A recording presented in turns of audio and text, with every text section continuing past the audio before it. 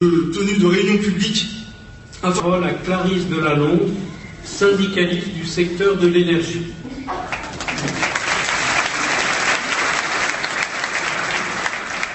Bonjour chers camarades, donc je suis syndicaliste à EDF et à la CGT. Donc à titre personnel, j'ai participé à la conférence du 26 novembre, car face à l'accélération de la crise du capitalisme et les tentatives pour intégrer les syndicats au consensus sur la dette, il y a nécessité de se regrouper. C'est bien cette question qui est posée, et particulièrement depuis 2010, avec la bataille sur les retraites. Cette question se pose dans le mouvement syndical, et je dirais en particulier dans la CGT, où la grande majorité des militants n'acceptent pas de s'aligner sur la position d'accompagnement de Chirac.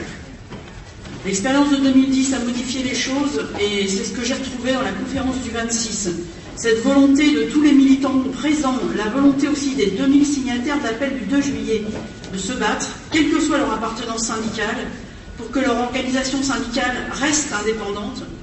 Ces militants qui réaffirment aussi que c'est par les revendications claires et nettes et par l'unité sur ces revendications qu'on bloquera les plans du gouvernement. Et en premier lieu, avec la bataille évidemment pour l'unité, pour le retrait des plans d'austérité de Fillon.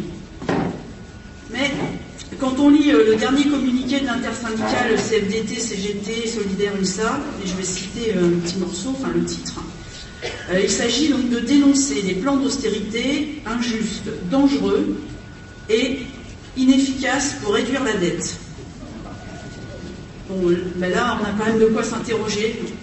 Est-ce que ce qu'on nous propose, effectivement, c'est de se soumettre à la dictature de la dette et de se plier devant les plans d'austérité?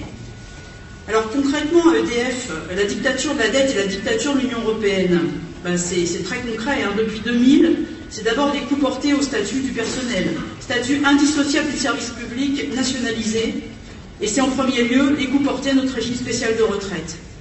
Les plans d'austérité et la dictature de la dette, ça conduit aux privatisations, aux augmentations de tarifs de gaz et d'électricité. C'est d'ailleurs très clair en Grèce aujourd'hui, avec ces syndicalistes de la compagnie publique d'électricité qui ont bloqué le centre où il y avait la possibilité de couper les familles qui n'arrivaient plus à payer leurs factures, et aussi celles qui refusaient de payer cette nouvelle taxe qu'on leur imposait, et qui sont poursuivies par la justice en Grèce aujourd'hui. La dictature de la Troïka, ce sont les suppressions d'emplois, camarade a dit avant moi. EDF, c'est au moins 20 000 emplois EDF supprimés depuis 10 ans, et on annonce par exemple un plan de licenciement chez Areva. Mais c'est aussi ce qu'on peut lire dans un tract syndical, la suppression à Paris, donc de 40% des agences gaz, et la suppression de la moitié des agents. Et tout ça, ça a eu pour conséquence un accident assez important le 27 octobre dernier. Les médias n'en ont pas beaucoup parlé. Il y a plus de 1100 foyers qui ont été touchés, avec quelques départs de feu. Et tout ça parce qu'une pièce mécanique qui était pourtant connue pour sa fragilité n'a pas été changée à temps. Économie, manque de personnel.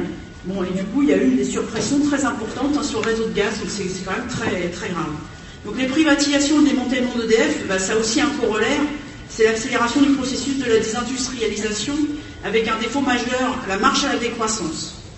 Le secteur de l'énergie est vraiment au cœur de ce processus. Donc à partir de là, il est possible de dire que la question c'est de réduire la dette? C'est quand même un débat qui s'ouvre et qui est ouvert, alors en particulier aussi à EDF, après l'accident de Fukushima au Japon, et aussi plus récemment avec l'accord PSVR, qui prévoit la fermeture de 24 réacteurs nucléaires sur 58 à l'horizon de 2025. Et cet accord remet aussi en cause l'entreprise intégrée d'EDF. Entreprise intégrée donc depuis la loi de nationalisation, depuis la production d'électricité jusqu'à la distribution chez le client final. Et ceci va en totale application, en tout cas ça va complètement dans le sens de la politique des directives de l'Union européenne. Et cet accord provoque beaucoup de discussions entre syndicalistes à EDF, qui par ailleurs ont différentes appartenances politiques. Mais tous considèrent que cet accord est complètement rétrograde et irresponsable. Alors il porte entre autres, parce qu'il y a beaucoup de choses, des risques d'augmentation des tarifs d'électricité, des risques de pénurie d'électricité. Moi ce que je voudrais dire, c'est que ce qui rend dangereux le nucléaire, mais comme d'autres industries d'ailleurs, c'est quand même le fait qu'effectivement ce soit cédé au privé. Et on voit ce qui s'est passé avec TEPCO au Japon. Le nucléaire au privé, c'est le nucléaire pour faire du profit. Et donc ça, c'est contradictoire avec la sécurité des installations. On rappelle quand même que TEPCO a falsifié plus de 30 rapports qui étaient fournis à leur autorité de sûreté. Mais c'est aussi bien sûr la baisse du coût du travail, donc du statut du personnel, avec notamment l'externalisation et le recours à la sous-traitance, ce qu'on vit aujourd'hui aussi, bien sûr en France. Donc, dans les discussions avec des syndicalistes ADF, certains qui sont militants du PS, ceux-ci expriment vraiment que la situation pour eux est complètement paradoxale, parce que d'une part il y a cet accord PS-Vert, et d'autre part il y a le fait qu'eux aspirent effectivement au retour du PS. Donc qu'est-ce que ça pose comme problème? Il y a des syndicalistes qui sont au PC qui expliquent que c'est la politique de la droite depuis plus de 10 ans qui conduit à la casse du service public du gaz et de l'électricité. Et c'est vrai, mais pas seulement. Ils oublient juste de rappeler que c'est aussi la politique de la gauche plurielle et du gouvernement Jospin qui, en application des directives de l'Union européenne, a ouvert le marché à la concurrence. Donc il y a un véritable désarroi. D'un côté, le PS signe un accord irresponsable, de l'autre côté, les autres disent tout, sauf que c'est là le problème de l'Union européenne et des directives.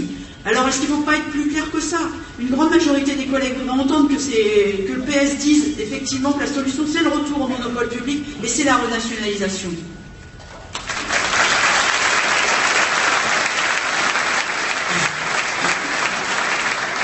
Beaucoup ne veulent pas que ça continue ainsi, mais pour cela, il va bien falloir résoudre ce problème.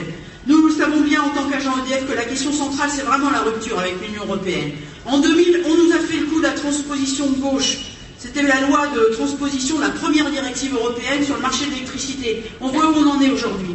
Aucune transposition ne peut être de gauche, comme aucune directive européenne ne peut être de gauche, puisqu'il s'agit d'ouvrir à la concurrence. Les traités de l'Union européenne, est-ce qu'ils ont d'autre objectif que de faire la plus large part au privé et donc au profit capitaliste? Bien sûr que non. Et c'est pour ces raisons que, comme militant de POI, je réponds aux collègues que tôt ou tard, et évidemment le plus tôt sera mieux, il faut le retour au service public, il faut renationaliser, il faut revenir au monopole public pour rompre avec la concurrence et rompre donc par là même avec l'Union européenne.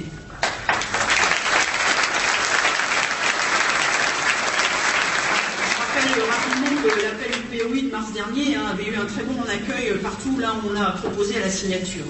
Mais aujourd'hui, on est confronté aussi à une extension nouvelle de la concurrence, et ça se profile avec un nouveau projet de directive encore, qui concerne les communes et les concessions de distribution, qui aujourd'hui sont gérées par EDF, et ce sont les communes qui cèdent cette concession, pour la plupart depuis plus de 60 ans, à EDF. Et demain, elles seront ouvertes à la concurrence. D'ailleurs, il y a l'entreprise Direct Énergie qui avait déposé un recours au tribunal administratif de Paris en 2009, parce que la mairie de Paris avait fait un avenant sur ce contrat avec EDF, mais pour une courte durée, tout le monde disant qu'il fallait voir effectivement comment l'évolution effectivement du droit communautaire et comment allait se mettre en œuvre l'ouverture à la concurrence.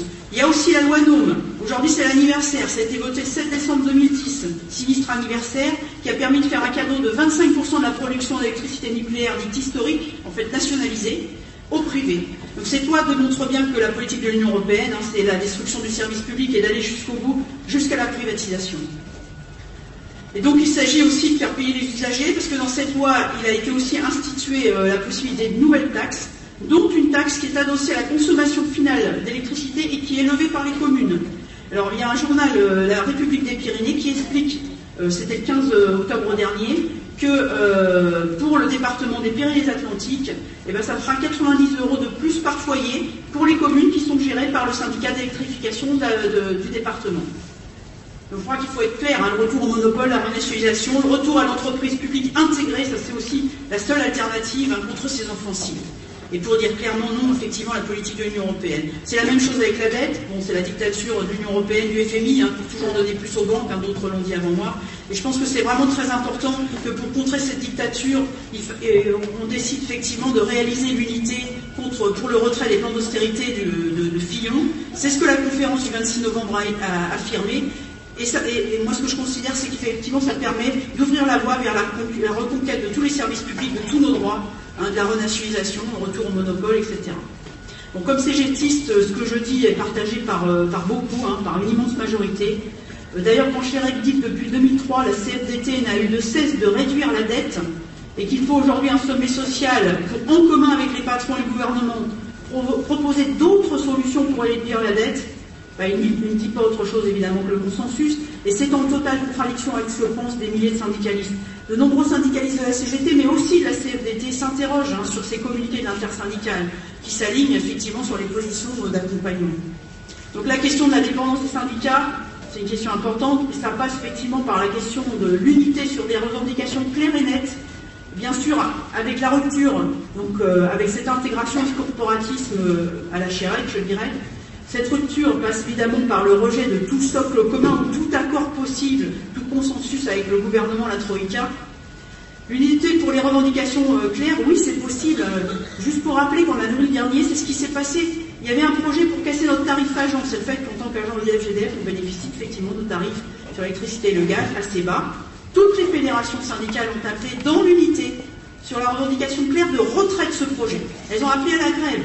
Résultat, en une seule journée, victoire totale, 85% de grévistes sur toute EDF-GDF, c'était le 8 avril, et le gouvernement a retiré son projet. Moi, je crois que c'est un processus qui ressemble à ce qui se profile pour les enseignants le 15 décembre, puisque là, il y a l'unité aussi de tous les syndicats enseignants pour le retrait pur et simple du projet du gouvernement, qui veut modifier le statut de l'enseignement, et ça nous concerne aussi comme parents d'élèves, etc. Et comme l'ont dit plusieurs militants qui étaient présents le 26 novembre, ce qui est possible dans l'enseignement, ce qui a été possible et victorieux en avril à EDF, c'est possible partout, et ça doit être possible partout. Donc, oui, moi je crois qu'on peut les faire reculer, et pour cela, je pense que c'est très important, je reprendrai ce qu'appelle effectivement la conférence du 26, regroupons-nous pour l'unité, pour le retrait pur et simple des plans d'austérité, c'est la question essentielle.